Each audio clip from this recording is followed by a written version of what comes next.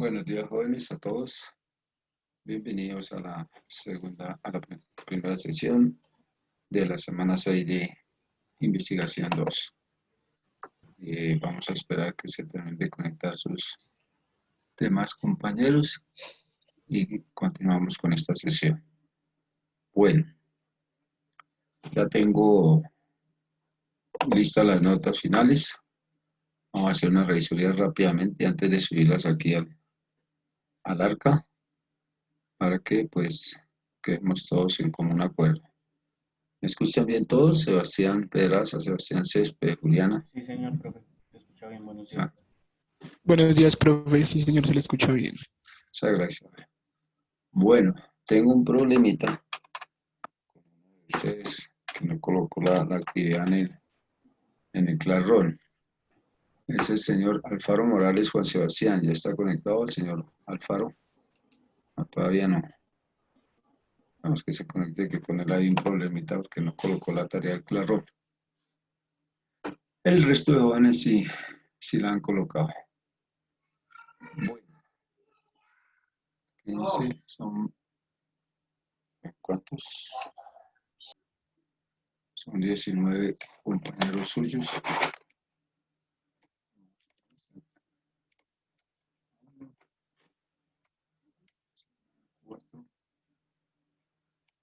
Semana 5. Muy bien. Entonces, semana 6.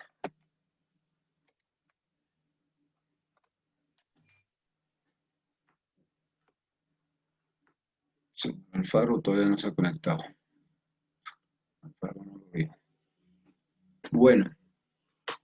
Martín Emilio Ávila. Buenos días. Buenos días.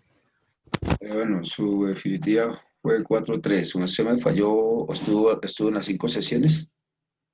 Sí, profe. ¿Estuvo juicioso? Bueno, entonces, generalmente yo a los que cumplen todas las sesiones les doy un punto adicional. Su definitiva queda en 4.4. ¿Listo? Listo, profe, muchas gracias. Ese sería su definitiva, 4.4. Muy bien. Iván Camilo Ula. Señor Iván Camilo. Buenos días, profe. Buenos días, joven. ¿Estuvo igual de juicioso a todas las Sí, sesiones? señor. Su definitiva era 4.1 más el punto le quedan 4.2. ¿Listo? Listo, profe. Gracias. Valentina Cabrera. Valentina. Buenos días, profe. Buenos días, señorita. Bueno, entonces sí, es de las super juiciosas. La tarea quedó definitiva 4.1 más el punto 4.2. ¿Listo? Listo, profe, gracias. Señor Catama, buenos días. Señor Catama. Señor Catama sí tuvo una falla en la 4ª semana, ¿cierto, señor Catama? No lo veo por acá. Yo lo vi que se conectó. Señor Hablando Catama. por el chat, profe. Ah, perfecto. Espero miramos qué dice en el chat, señor Catama. Buenos días, pero les envío un correo. Bueno, había 4.1 más el punto 4.2. Listo, señor Catama. Sebastián Céspedes. Sebastián Céspedes. Buenos días, profe. Estuvo oficioso todas las sesiones. Sí, señor. Bueno, su definitiva era 4.4 más el punto, le quedan 4.5. ¿Listo? Gracias, profe. Jonathan Cortés. Jonathan. Lo mismo, Jonathan. Su definitiva Presente, era profe. 4.1 más el punto 4.2. ¿Listo?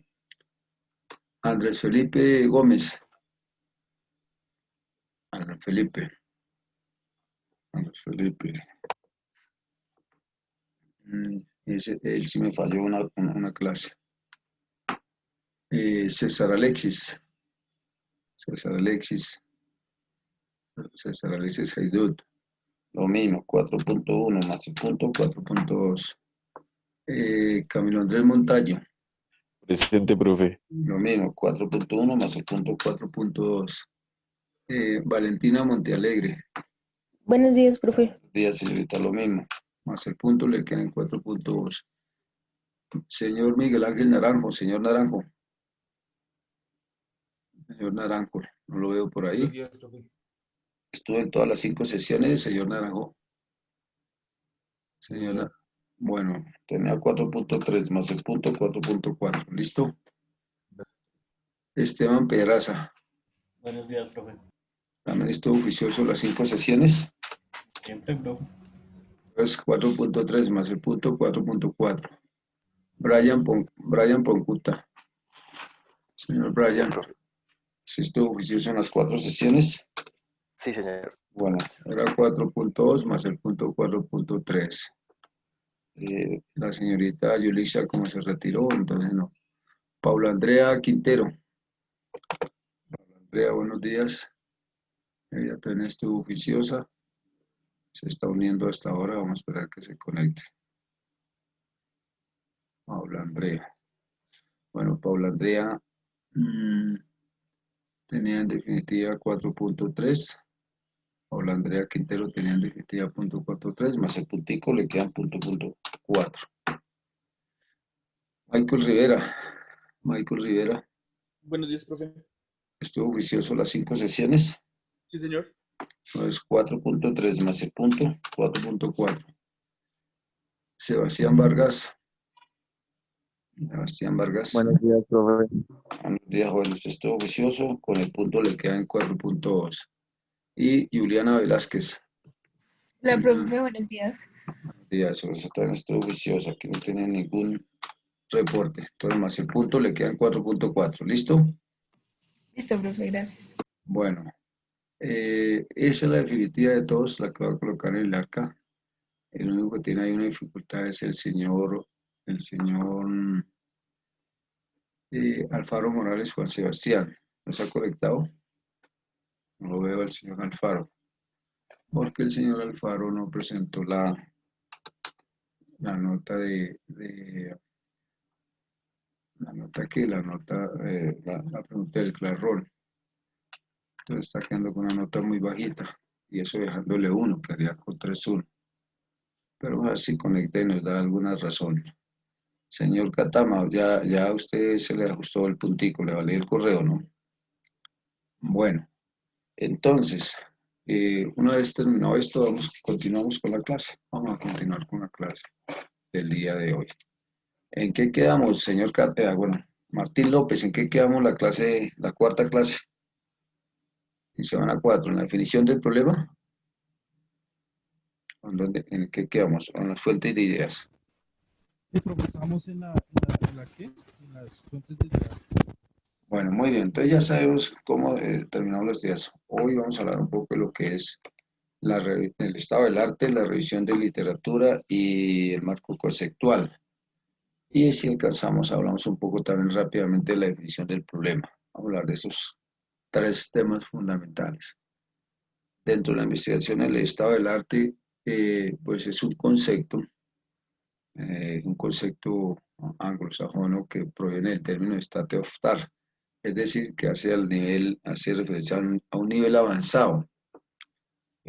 Eh, para los países de habla hispana como Colombia, como España, México, bueno, en todos los países de habla hispana, se incluyó ese término dentro de los procesos de investigación, ¿cierto?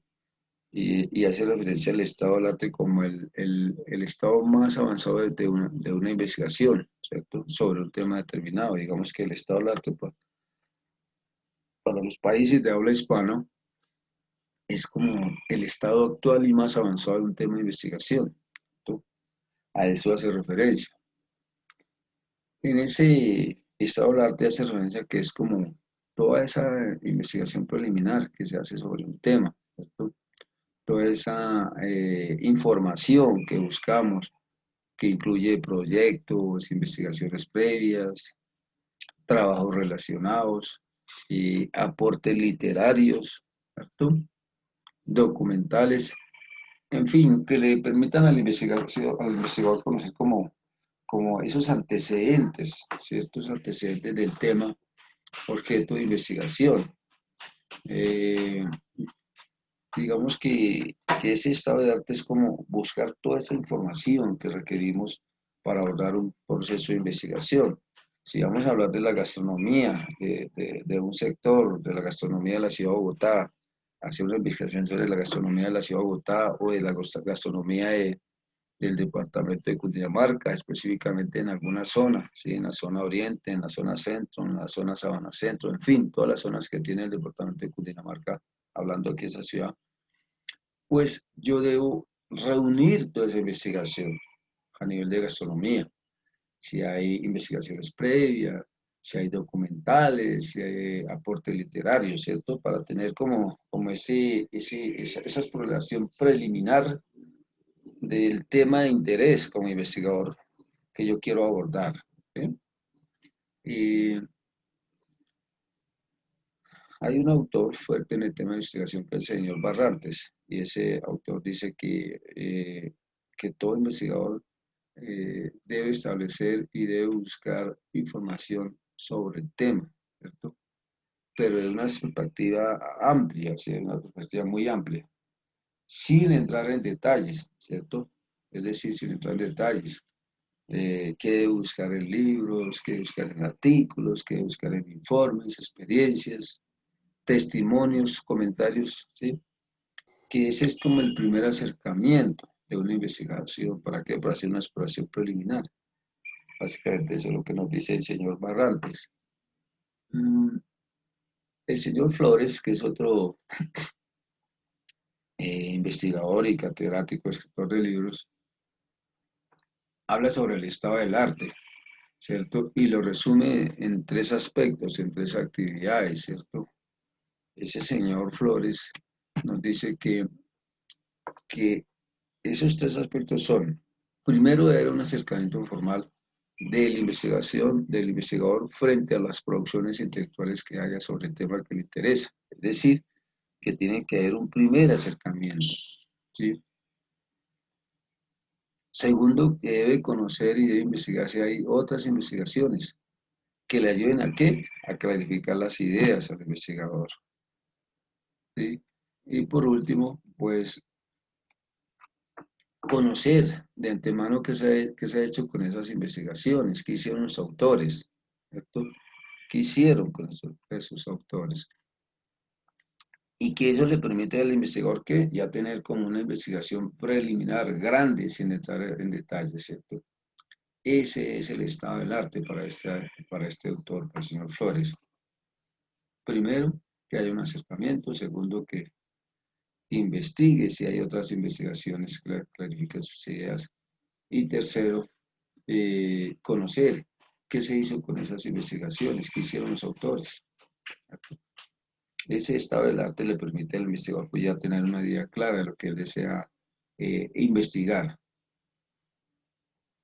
La revisión del estado del arte es un paso obligatorio, jóvenes. Para cualquier investigador siempre va a ser un paso obligatorio. ¿Para qué? Para construir ese conocimiento que desea investigar, ¿cierto? Es decir, que si se oye ese estado del arte, pues una investigación va a ser prácticamente nula, ¿cierto? Ya que eso, pues, es como un estudio, como lo veo repitiendo, un estudio preliminar, ¿cierto? Que le ayuda ¿a qué? A contribuir, a mejorar su investigación, su teoría, en fin, a concluir y a crear de pronto nuevas respuestas frente a un tema de investigación. Ese es el estado del arte, mis estimados jóvenes. Y a veces hay una confusión, es una confusión. Creen que el estado del arte se asocia a una revisión de la producción documental específica y no. El estado del arte va más allá, ¿cierto? Porque es una herramienta que permite que interpretar y conocer la realidad de un tema de interés, ¿cierto? Y con la cual pues nos permite de alguna manera tomar unas decisiones en un campo de investigación. Eso es básicamente que así la gente confunde, que es una estricta revisión de la producción y no. La revisión de la producción viene ya con lo que es la revisión de literatura, que es otro paso dentro del proceso de la investigación. Bueno, hay otro investigador y escritor sobre el tema de investigación cualitativa, que es el señor Molina. El señor Molina dice que en el estado del arte se deben seguir 4 pasos. 4 pasos para hacer un buen estado del arte. Primero, la contextualización. Segundo, la clasificación. Y tercero, categorización. Y por último, el análisis. Él habla de esos 4 pasos. Pero ¿qué nos dice el primer paso? El primer paso habla de la contextualización. ¿Qué será eso de contextualización, señor Bula? Iván Bula, ¿qué entiende por contextualización? Pues, profe, pues lo que yo entiendo de contextualización es como, pues, abarcar, saber algo del tema, pero como empaparse del tema del que se va a investigar, ¿no? Papase, muy bien, sí. Él dice que es el primer paso para hacer un buen estado del arte, ¿sí? Que teniendo en cuenta el problema, ¿cierto? Planteamiento del problema de estudio y sus límites, pues se definen los criterios. ¿Para qué? Para ubicar un contexto frente al material documental que va a utilizar el investigador. Es como encontrar ese contexto, el material documental que vamos a utilizar dentro de esa investigación, que es el primer paso, la contextualización. Luego habla del segundo paso, que es la clasificación. Una vez tenemos la documentación, pues debemos crear los parámetros, ¿cierto? ¿Para qué? Para clasificar los documentos, ¿cierto? Mirar todos los aspectos cronológicos, el objeto del estudio, las líneas de investigación, las disciplinas que involucraron y los alcances que tuvieron. Que esa es como la clasificación que debemos hacer frente a la información. Ya hemos contextualizado y le hemos creado criterios, ¿cierto? De ubicación del material documental que va a utilizar el investigador. Ahora vamos a clasificar, ¿cierto? Y un tercer paso es la categorización, ¿sí? Pues la categorización es crearle jerarquía a esa información, ¿cierto? A esa recopilación de esa información, a esa información que hemos contextualizado, que hemos clasificado, ¿cierto? Y darle esa jerarquización dependiendo de las clases de los documentos que vayamos a tratar, ¿cierto?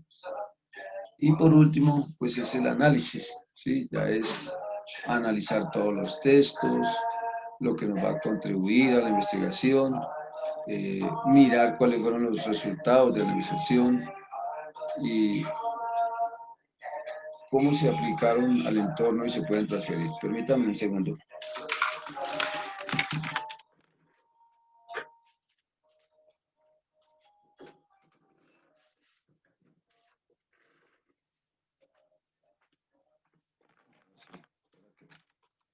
Era que había mucho sonido que nos estaba interrumpiendo. Bueno, pues entendimos los 4 aspectos los 4 aspectos que se deben tener en cuenta, jóvenes. ¿Sí me escuchan bien, jóvenes? Sí, Sí, profe, profe. se escucha Sí, bien. señor. Bueno, entonces eso es lo que nos indica el señor Molina, que debemos tener 4 pasos ¿para qué? Para tener un buen estado del arte, ¿cierto? Un buen estado del arte, que son ¿qué? La contextualización, la clasificación, la categorización y el análisis.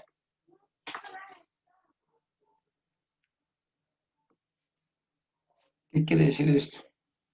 Que el estado del arte es el conocimiento necesario más actualizado. Ojo, el conocimiento necesario más actualizado que existe para resolver ¿qué? Un problema. ¿De qué? De investigación.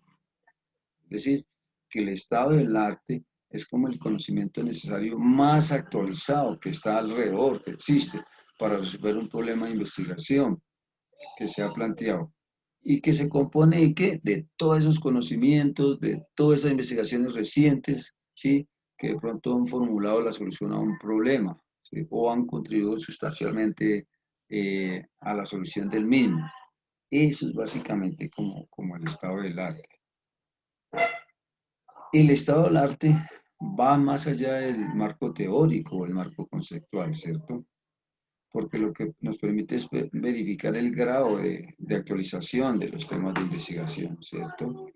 Si vamos a hablar de la gastronomía en Bogotá, pues tenemos que investigar qué documentales hay, ¿cierto? De forma actualizada, vigencia de 2015-2020, ¿cierto? ¿Qué vigencia tiene? Y a ello, pues, lo que hacemos es que tomar todas esas investigaciones. ¿Para qué? Para que la investigación que nosotros abordemos sea mucho más actualizada, que realmente nos permita llegar a resultados, ¿cierto? Digamos que cuando hacemos una buena revisión del arte, que tenemos ya como un previo conocimiento, ¿para qué? Para ir plasmando como ese marco teórico, ese marco conceptual, ¿no? Ese marco de referencia que necesitamos nosotros, ¿para qué? Para avanzar dentro de la investigación que queremos, ¿no? Si nosotros vamos a abordar una investigación de gastronomía, ¿cierto? En un tema determinado, pues tenemos que buscar esos documentales de forma detallada, ¿cierto? No podemos irnos a toda la gastronomía. Seguramente buscaremos parte de esa historia para, para ahondar dentro del marco teórico, pero en realidad tenemos que ir especificando más información. Eso es lo que nos dice la revisión del arte, el estado del arte. ¿Entendido lo del estado del arte, jóvenes? ¿Sí? Sí, señor. Bueno, vamos a hacer unas preguntas. Esteban Pedraza, ¿qué entiende por estado del arte? El estado del arte yo lo entiendo como la actualidad que se tiene respecto al tema que uno va a investigar, o sea, entender cómo se está desarrollando el tema, o si alguien ya lo ha desarrollado de alguna manera, para saber cómo Sí, uno puede proseguir y para saber cómo los antecedentes que hay respecto. exacto. ¿Y eso cómo se halla? Encontrando toda esa información, ¿cierto? Toda esa información, ¿en qué? En documentales, en libros, en revistas, en testimonios, etcétera. Ese es el estado del arte. Listo, muy bien, jóvenes. Y el marco teórico, pues el marco teórico básicamente es el conocimiento mínimo necesario. El marco teórico, porque ya lo que vamos a plasmar es el conocimiento mínimo necesario que se requiere, ¿para qué? Para comprender un problema de investigación, ¿cierto? La base teórica, ojo acá, joven, la base teórica de referencia es la que le permite comprender el problema y sus principales aspectos, ¿sí? Dentro de una investigación, sus aspectos en detalle, en toda su extensión, ¿cierto? El marco teórico es el que nos aterriza y nos define cómo comprender ese problema de investigación. Si vamos a hablar de gastronomía, cómo comprender los aspectos de la gastronomía dentro de nuestra zona de la ciudad de Bogotá, cómo se alimentan nuestros ciudadanos, cómo fue dentro de ese marco teórico, en una parte que se llama historia, cómo fue la alimentación en los últimos 50 años. ¿Ha cambiado algo el aspecto de la gastronomía en Bogotá? ¿Ha cambiado? En el marco teórico lo que hacemos es plasmar esos jóvenes, es plasmar esa información, digamos, como dentro de lo que necesitamos como, como referencia. Bueno, ese marco teórico es el que nos aborda a nosotros, ¿cierto? El que nos dice, el que nos ayuda a entender ese problema. Muy bien, jóvenes. Una vez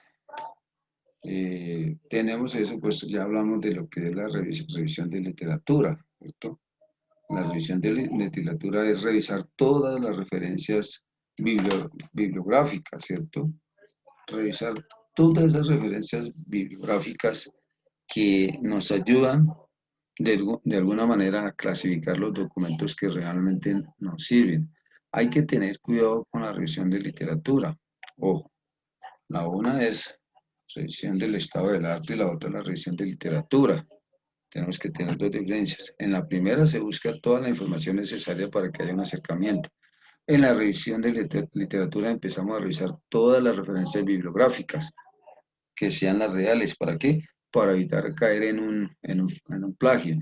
Tenemos que tener en eso En eso mucho, mucho cuidado, jóvenes, muchísimo cuidado. En esa definición de la información. Bueno, pues básicamente es así como a grosso modo. Ahora vamos a hablar de lo que es los problemas, ¿cierto? Y cómo se formula. Habíamos hablado ya de las preguntas básicas, jóvenes. No, todavía no. No, aquí todavía no habíamos hablado de eso, ¿cierto? Y profe, creo que ya habíamos hablado de eso. Hablábamos de qué era un problema, ¿cierto? Una investigación. ¿Sí? Recuérdeme a alguien. Que es un problema de violación, que es una situación anómala, ¿sí? Que es una discrepancia entre una situación deseada y una observada. Si hablamos de eso, ¿quién me colabora?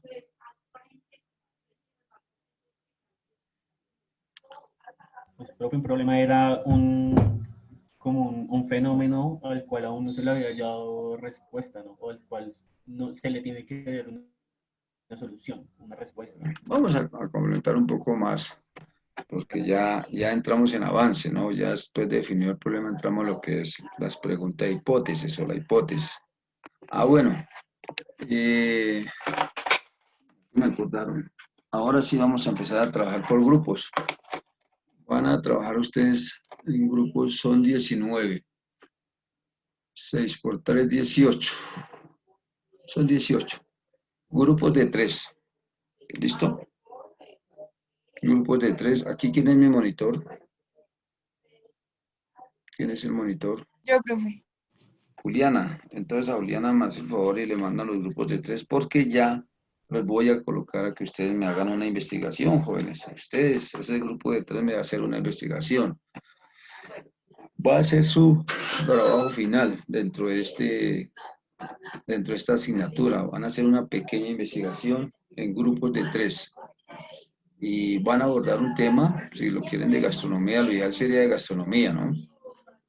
Y sobre el cual vamos a definir un problema, le vamos a hacer un estado del arte, le vamos a hacer una revisión de literatura, Permítanme un segundo.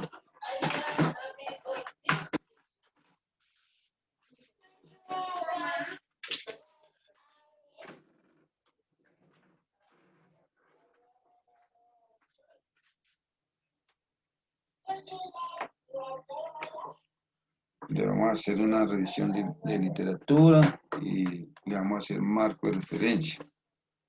¿Para qué? Para poder ya aterrizar la definición de un problema. Entonces, Juliana, para toda la próxima semana ya me tienen los grupos de 3. ¿Listo? ¿Sí? ¿Está claro para todos?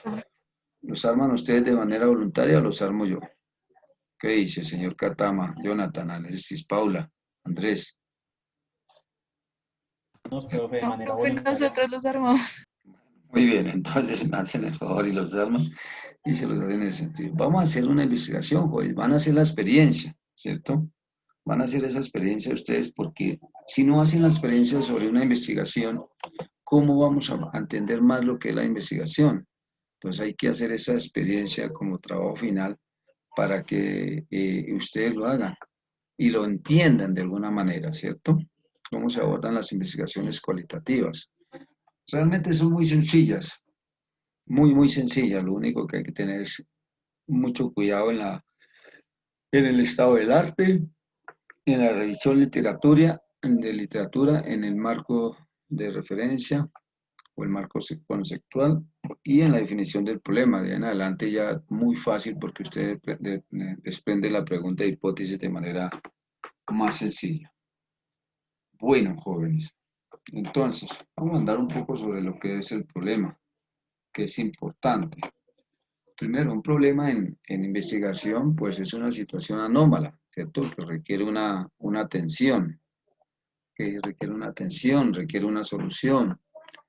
Es una discrepancia entre una situación deseada y una observada, ¿cierto? Si vemos que hay un problema, pues es cuando hay esa discrepancia, como esa realmente la situación que uno desea es otra y la que está observando es otra. Entonces ahí surge un problema, ¿cierto? Eh, básicamente, cuando hablamos del planteamiento de un problema, pues nos ayuda muchísimo a encontrar una solución, ¿cierto? Con exactitud. Por eso se dice claramente que la definición del problema es como el 60% de una investigación. Si nosotros aterrizamos bien el problema, pues podríamos decir que estamos cumpliendo con el 60% de la investigación. Eso es básicamente a lo que hacemos referencia cuando hablamos de un problema. Pero ¿cómo identificar un problema? Paula Andrea Quintero, ¿cómo identificarías un problema? Dime, Paula Andrea. Pues un problema, digamos, ¿Cómo? es cuando, no sé, cuando ya, como que, es que no sé cómo explicarlo. Alguien que O le sea, ayude a Paula, por favor. Paula, remítame a un amigo. Esta es una clase compartida. A ver, señor Sebastián Vargas, ¿cómo identificamos un problema? Señor Vargas. Profe, pues se puede identificar dependiendo pues, la necesidad que se tenga, ¿no? Bueno, ¿y ustedes qué dicen? ¿No podemos identificar un problema observando? Sí, A se puede. Hola, través de la profe, qué observación. pena. Hola Juan, ¿cómo estás? A través de la observación, nosotros podemos identificar un problema de la realidad objeto de estudio, ¿cierto? Por ejemplo, ¿será que aquí la movilidad en Bogotá sería un problema de investigación? ¿Ustedes qué dicen? Sí, profe. Claro, porque es una problemática gravísima. Y sale diciendo el director del Transmilenio que eso está perfecto, que mejor dicho van a ir al 120% en la movilidad frente a la movilidad del Transmilenio. Y cuando uno mira las estaciones en las horas picos, eso está a reventar. Entonces, se da uno cuenta que ese problema de a reventar en las estaciones, pues va a generar ¿qué? Más contagio en nuestra ciudad, ¿cierto? ¿A ustedes qué dicen? ¿Que se va a incrementar el contagio o no, jóvenes? Sí, claro. ¿Por qué, Juan? Se va a incrementar muchísimo el contagio, por lo que en las horas pico, pues la gente va a ir a llenarse en las estaciones y todos van a Correcto. estar juntos cerca. Y no hay distanciamiento, ¿sí? Ya no hay puestos donde dice, no se siente acá. Es decir, y va a estar usted face to face con Luis, con Pedro, con Juan, el que de pronto con 30 asintomáticos en uno de los buses, ¿cierto? Entonces, muy riesgoso, ahí hay un problema, ahí se observa que hay un problema de estudio. Pero también podríamos decir que observando también hay un problema de economía en las familias. ¿Qué hacemos? ¿Seguimos en cuarentenados y seguimos aguantando hambre o salimos a buscar el alimento? ¿Qué hacemos? ¿Qué haría usted, señor Michael Rivera? Señor Rivera, Sí, señor. Pues ¿qué salir haría a buscar usted? el alimento, ¿Mm? salir a buscar el alimento, pero pues teniendo como las precauciones y las medidas necesarias para pues no contagiarse, para cuidarse. Para cuidarse, ¿cierto? Ahí es donde uno dice, creería yo que la bicicleta es como una buena alternativa, ¿no? Sí, sí, señor. Aunque yo reconozco, yo soy muy flojo para la bicicleta. No soy muy amante de la bicicleta, pero sería una alternativa para el grueso de la población. Pero, pues, des en cuenta que empieza uno a identificar problemas a través de la observación, solo observando, dicen, observando estos sistemas masivos de transporte, hay un problema tremendo, ¿cierto? Primero, Profe, ya que usted dice esto de la bicicleta, pues yo he notado que pues ha aumentado los usuarios en bicicleta un montón, o sea, muchísimo. sí, muchísimo. Al principio uno en el carro se incomodaba porque pues le reducen la vía, ¿no? Sí. Recuerde que en las principales vías se han reducido casi un carril y uno se incomoda. Pero si uno es honesto, pues tiene que participar de ese problema y tiene que ayudarlo a resolver, porque esa ha sido una buena alternativa para el grueso de la población, aquella población que sale a buscar su manutención diaria, ¿no? Y estamos en una ciudad donde más del 50% vive la informalidad. ¿Qué es eso, la informalidad? Piensen en ustedes, en nosotros, cuando estábamos en la mañana en la universidad, ¿sí se acuerdan? Que casi sobre las 10, 9:40 estamos ya pensando en salir a comer algo y que tenemos todos esos negocios alrededor, unos legalmente constituidos, otros a través de la informalidad, ¿cierto? ¿Cuáles son los de la informalidad? Los que se hacen al lado de la universidad y no pagan local ni nada, ¿cierto? Son familias que dependen de esa informalidad, dependen de los estudiantes. Y en estos momentos uno diría, ¿cómo será la vida de esas personas? Porque nosotros, ustedes eran el grueso de esa clientela, ¿cierto?